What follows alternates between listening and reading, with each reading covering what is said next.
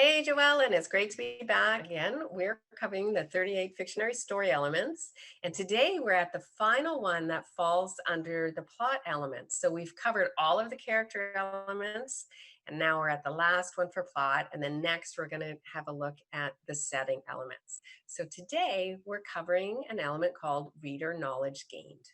Okay. Reader knowledge gained. It sounds like this is kind of behind the scenes. Tell us more and how this affects our characters within the story. Okay, so the point of this element is really to catch plot holes and inconsistencies in your stories. So knowledge gained is something that the reader learns, but the protagonist does not. So it'll be a scene where your protagonist is not in the scene, Mhm. and some revelation happens, which you've already recorded. And the trick here is now you're going to go, okay, but the protagonist is not in this scene. So you want to take that information and put it down in reader knowledge gained. And what this will do is, as you're revising your story, you can then look at scenes where your protagonist is in. And if they do something that they would only do because they knew that piece of information, or if they say something that they would only say if they knew it, that's a plot hole because they don't know that information yet. And you can use this in along with the character elements with the point of view knowledge gained, where if you have a revelation come out and the reader knows it at a certain point in your story, then Mhm. pop that in when the protagonist finds out about it and you can keep track. And so as you move scenes around and things, you'll always know, did I get something out of line where the protagonist doesn't know? Okay. Perfect.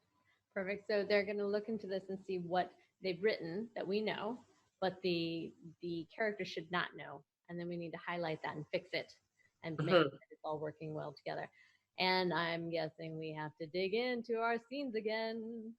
What do Yes, you? and this is yeah, so this is a good one to do when you're doing revelation Okay. because typically revelations are the key things that the reader and the characters need to know, Mhm. right? So you've already done the work of pulling those out. So when you're doing your revelation, you just need to look and see, is the protagonist in that scene? And if the answer is no, put that information in the reader knowledge gained. And if they're in the scene, put it in the point of view knowledge gained. So you know all the way through. And when you look at these together, you can then see where things fit and does it logically make sense. And particularly, like I mentioned, when you move scenes around, go back and look at these and see, are they now out of order? Did the protagonist do something before they knew about it? Right, right.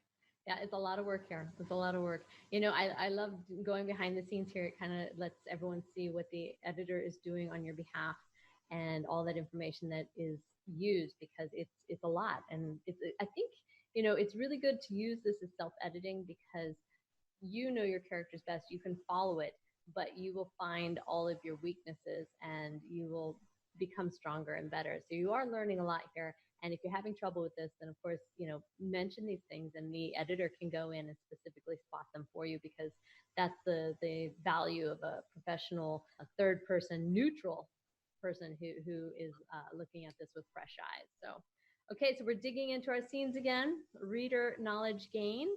Anything else we want to cover today?